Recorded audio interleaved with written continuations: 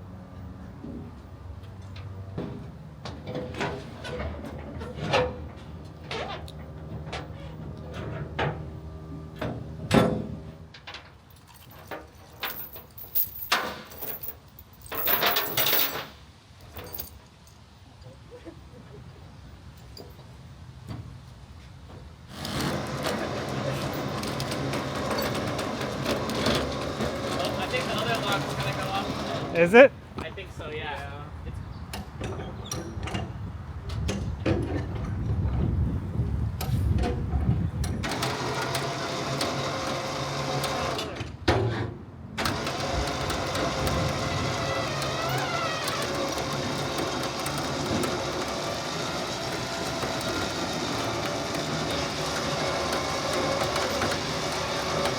Hey, I got your log.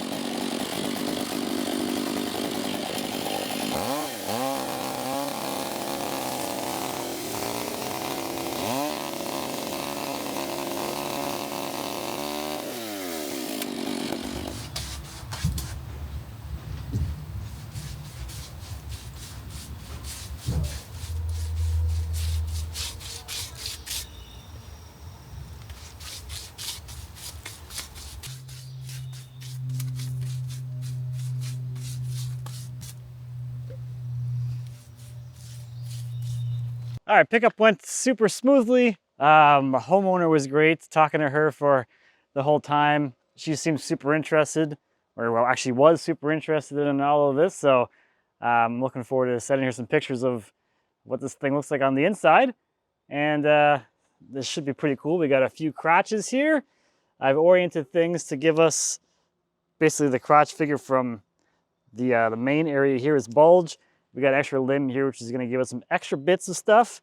And I don't know, we'll see what happens. I guess what we got here. 2, 4, 6, 8, 10 feet-ish long. So, you know, it's a log. Let's cut it.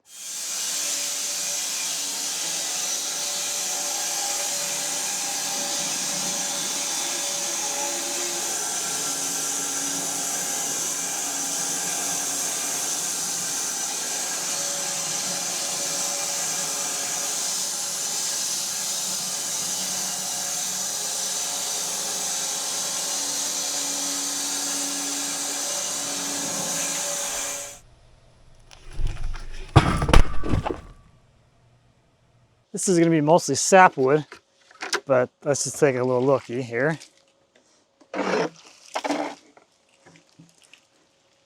That's a lot of sapwood. All right, there is a bit of heartwood in this slab, and then the rest of the lighter color stuff is all the sapwood. But elm has some of the funnest looking grain. It's got this fun kind of porous type of look. And then up here, it looks like we're going to have a pretty good inclusion. But I don't know, this little pocket of heartwood looks pretty cool. So I would say this is promising.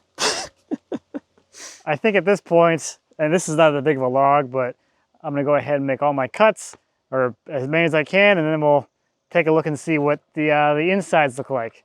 Maybe there'll be some metal inclusion.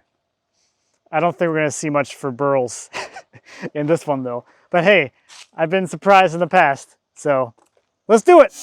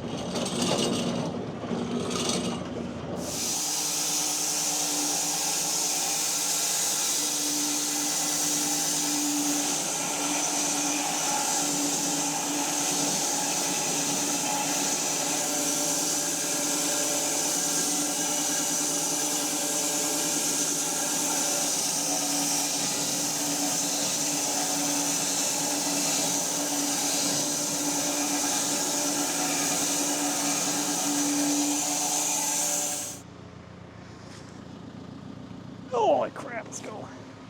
Let's go. There.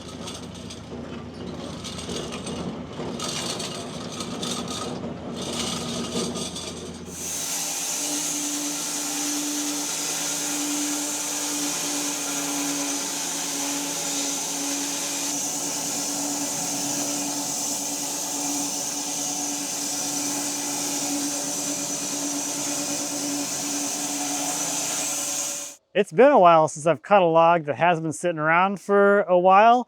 Since this tree was like alive, it's been a month since it was cut down. I kind of forget like how much easier these things cut when there is so much moisture in there. And it's just like almost no resistance. It's kind of weird. I mean, it's not really weird. It makes sense. Like how much harder it is to resaw a block of wood than like a dried block of wood versus something like this, which is super saturated. Super saturated. The turners know how that goes. Green wood turning is like a dream, and then you dry your blank, and then you're turning a bunch of dust and crap.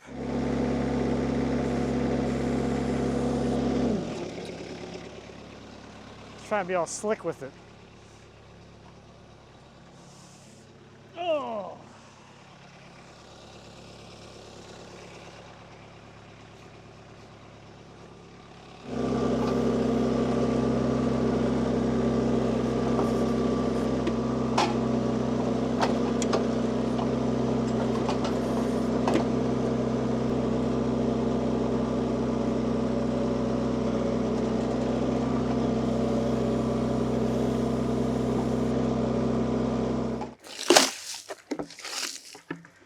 Yeah, that's beautiful. I actually like the stark contrast in the sapwood. That's quite pretty. That is quite pretty. This thing is super duper clear. Got a little bug friend there. And this inclusion up here. So this is, I think it's gonna shape out to be pretty cool. I do like this kind of heart-shaped grain up here. And that's just the second one. But yeah, look how wide the growth ring spacing is on this. Another popular question that people tend to have with these trees is how old are they? This one looked pretty young, so I went ahead and counted the rings, and it's 32 years old. So these trees can grow pretty quickly, and this one's younger than me, which makes me feel pretty old. I'm now older than a tree. How weird is that? Okay, slab number 3, what we got? This water feels especially cold today.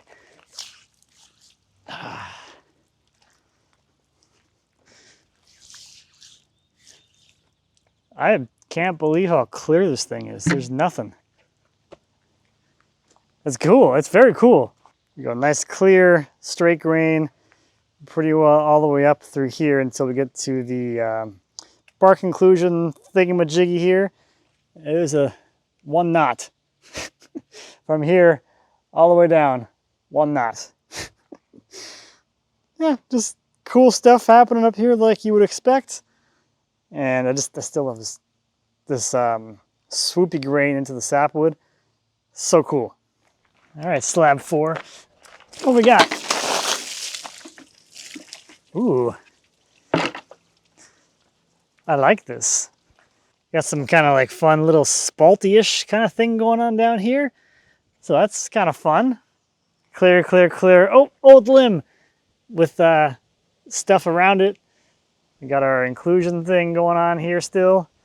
And then we're starting to get into some of the crotch figure out of this limb over here with a little bit of bark inclusion. Ooh, like that.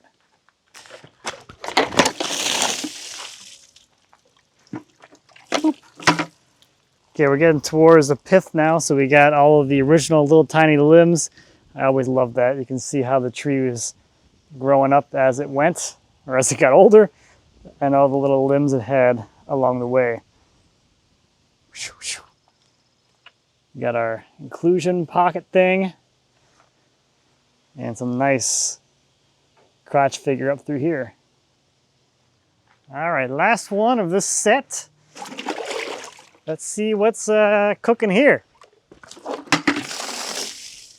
Besides a terrible, terrible toss. Okay, we just have a little bit of the crotch figure from this limb kind of peeking through here.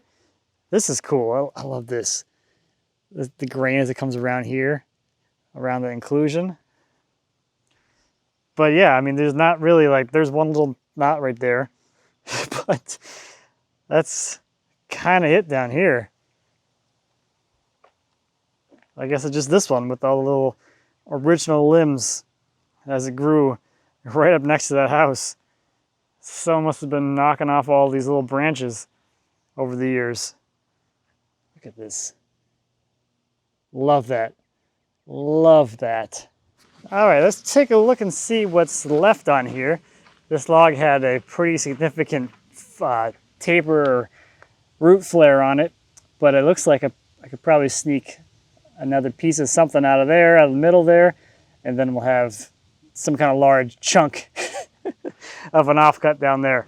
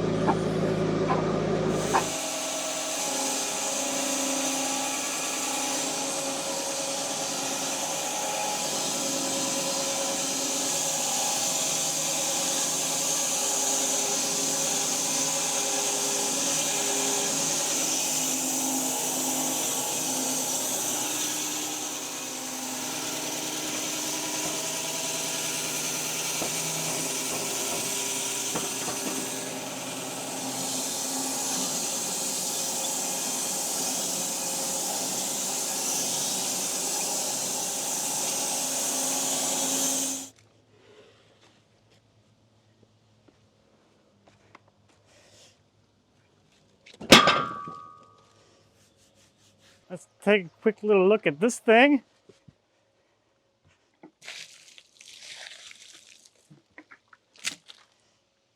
Sapwood. If you like sapwood, I got a slab for you. Got a little bark island right there. Is that a burl? I don't know. Maybe it's a little burl. I don't know. That's cool, a little bark island. And like the Heartwood Comet. That's a cool piece. So that's it for the main trunk. We got this chunk here to cut up. And I think what I'm gonna do for this one is cut it right there so that we have two crotch pieces to get some crotch figure out of. So we'll have this chunk here, which should have some pretty good crotch figure in that area. And then at a 90-degree roll to that is this situation here, which is a triple limb kind of thing. So there should be two bands of crotch figure here. So we'll cut these separately, and we'll have accent wood for, you know, whatever, crotch accents.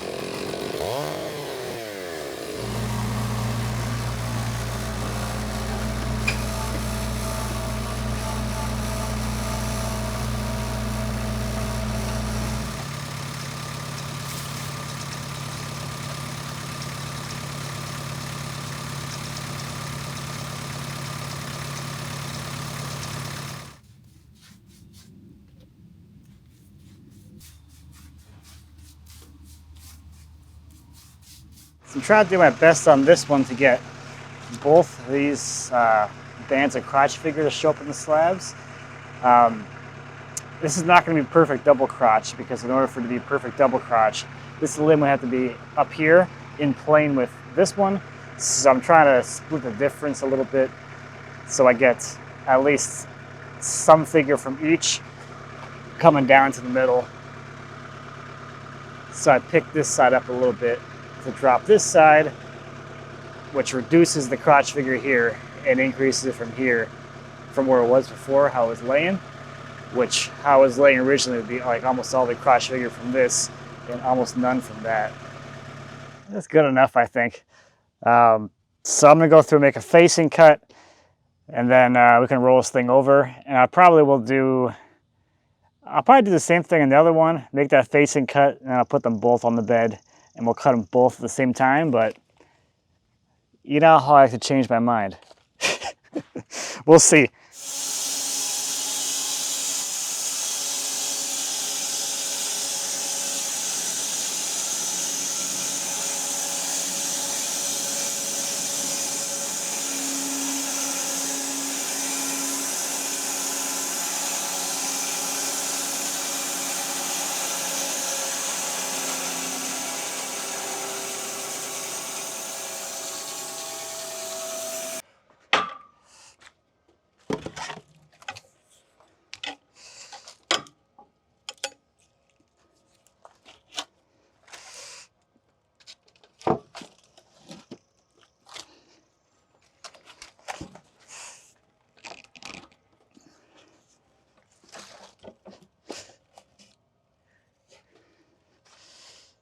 A little more.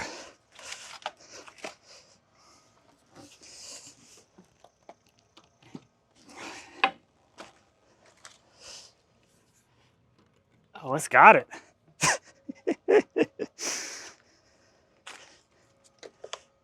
All right, well, can't say I've never been here before.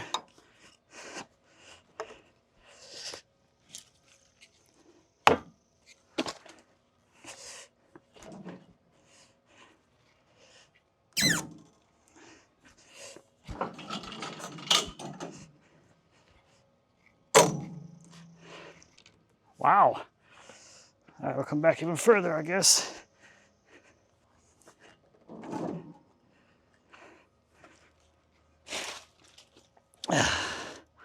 Yeah, when did it start moving? Is it? Oh yeah, I moved it too far. Or it, well, let's see. Let's see here. Because when it rolled, now it's got a twist in it.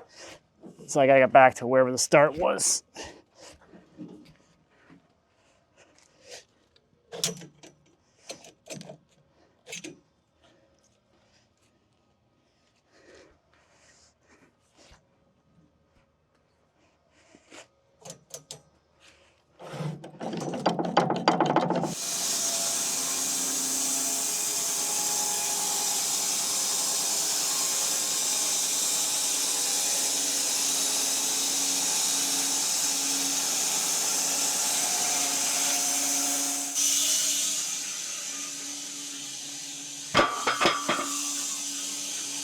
I probably should have come all the way out and restarted, because that thing moved a lot. So I'm gonna come back and do a skim pass just to clean it up, because it's it's like blah.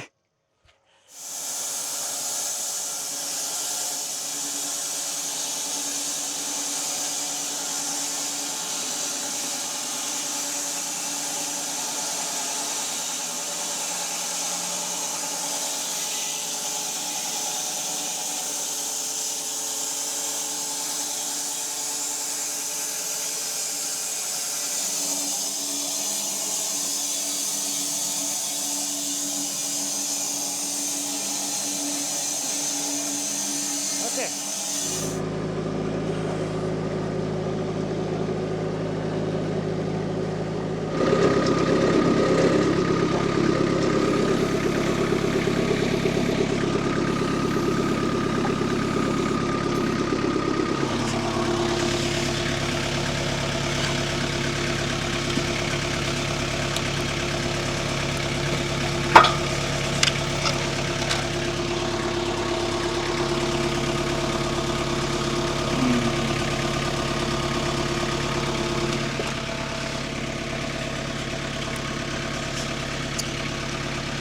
that'll be lucky if that works.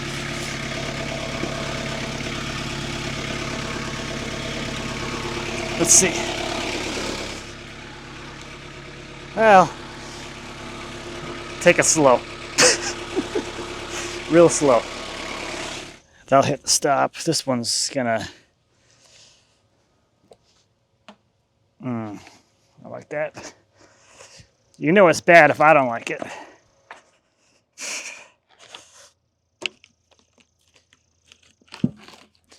Okay, let's roll.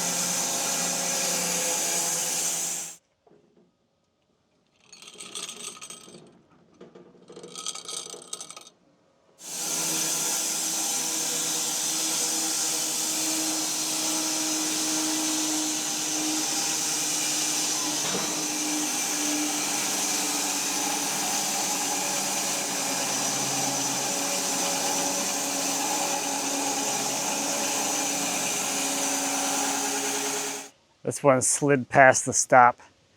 So slide it back, I guess. Let's see if I can back this up at all. Oh.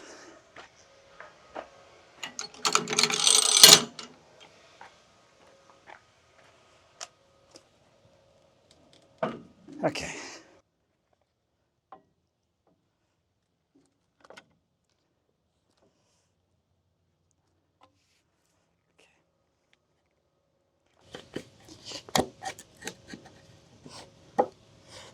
Okay. I think this will clear. Well, I'll see.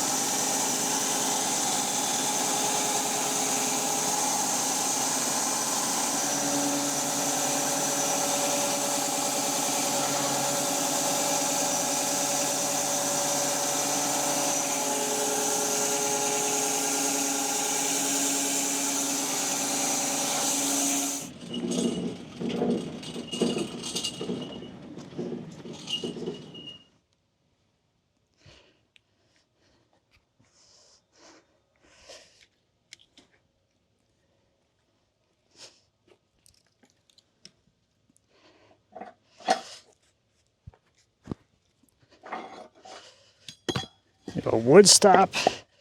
There you go.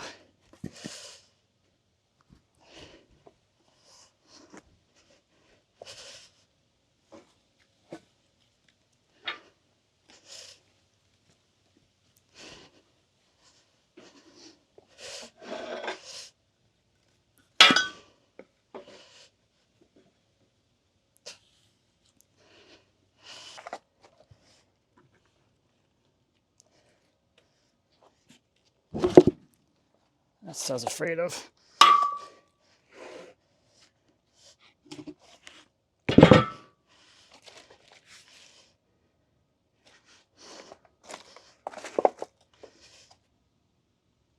Oh.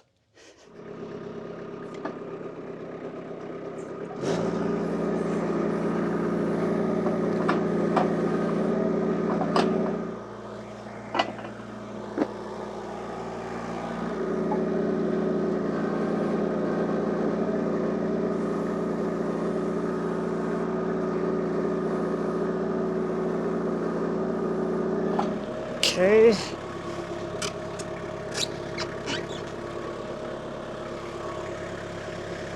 think that'll do it.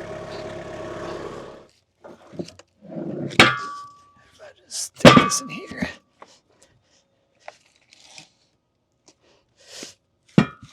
Okay. I'm moderately happy with that. I do believe we have de-sketchified the situation. I got my sacrificial side stops here. Because like on this one, you can see that I had my stop down here and it just went right over top of it. It ramped over. So now as we go through, we'll cut through this and it should catch the pieces that they're trying to slide across. Okay, let's cut some stuff finally.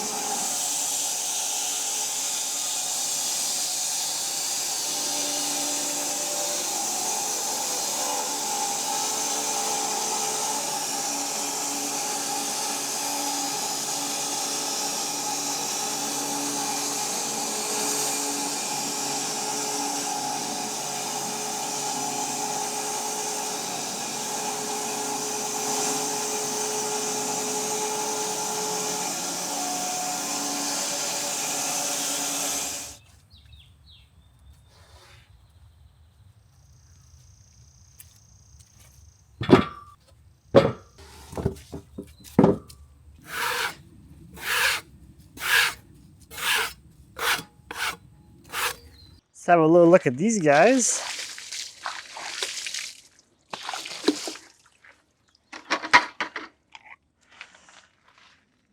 Some nice bit of crotch figure in there. This one's a little less dramatic.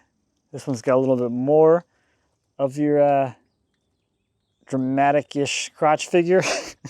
And then this one's gonna have a little bit on the back side, but this is getting towards the outside where you just have more, you know, the figure's gone by this point. So that's what that's gonna look like.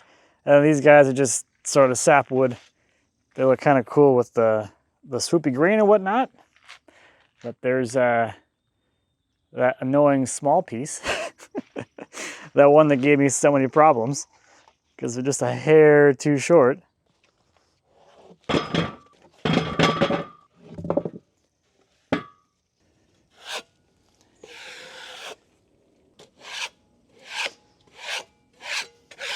This one looks kind of like the craziest one. It's got this bark inclusion in it. That is cool. And this one has like no crotch figure anymore, or no kind of craziness happening. It's got nothing going on. Maybe a little bit of something up in here, but otherwise just really cool straight grain that kind of turns a corner. So if you're looking for a piece of wood that has this cool 90-degree bend in the grain, there you go. For some kind of crazy, I don't know, right angle arch thing. There's that piece. This is cool with just like a subtle hint of the crotch figure from this limb peeking through with some more of the crotch figure from this limb coming down to this nice bark conclusion. That's very cool. And this one's probably the most interesting, where you have pretty even crotch-ish figure from both limbs, and then you get some fun bark conclusions down there. And the grain is just, the shape of the grain, I guess, is pretty cool. It's like a big thumbs up. So I want to wrap up this one with an answer to a question I get quite a bit, which is like, what do you do with all of these? And I think one of the fun things is you can do literally anything that you want. You can always cut these into, you know, whatever shape or size you want to get whatever grain isolation you want. But I want to give one specific example for these ones, since it's a little more tangible. So with this is exactly the same setup that I had when I built the sideboard. So it would have been a piece like this with the two limbs out both ways to get a double crotch figure, and it started out as a couple of slabs like this for all the panels. That gets resawn into the panel stock, or if you want to do veneer, you can resaw into veneer and veneer all your panel stock that way too. Kind of two ways to do it, but that becomes all your panel stock that goes around the entire piece. And then the rest of the frame stock would come from maybe a couple of these. For instance, you pick one you want for the top, resaw that in half. That'll give you your top piece and an offcut that you can use to make all the bottom panels that go inside of the cabinet. And then you can get your leg stock from anywhere. If you want some rift-sawn stock, you can either get that from a piece of rift-sawn, or because this is so thick, you can roll the leg blank in the stock to achieve rift-sawn grain out of a piece of wood that is not inherently rift-sawn. And you can pull like your lower, I have that lower rail that has an arch in it. You can pull that out of something like this piece down here, where you have the buttress flare that creates a bit of a curve in the slab down there. So that could be a good spot for a lower rail. So as I'm looking at these, I think a lot of people just see tabletops, which is certainly an option. But the majority of the time that I'm looking at these things, I'm looking at how I can artfully craft these pieces of wood together to achieve a piece of furniture that has the exact look that I have in my mind for how the grain is supposed to work and flow through the entire piece. Within reason, because the wood does kind of inherently influence that a little bit, but at least you can kind of work with the wood to get it to where you want it, versus fighting the wood the whole time to get it to kind of look like something that you hope looks okay. So there we go, from pickup to stack of slabs all in one go. I haven't done that in a while. I did that at the old house because I had to. I didn't have any really good place to store logs, so it kind of went from trailer directly onto sawmill, through the sawmill into stack behind the shed. So it's kind of fun to be able to saw something that's literally sopping wet still, and it's different or whatever. So that is going to do it for this one. Thank you as always for watching. I greatly appreciate it. If you have any questions or comments on the sawmill or anything back in the shop, please feel free to leave a comment. As always, I'll be happy to answer any questions you might have. And until next time, happy woodworking.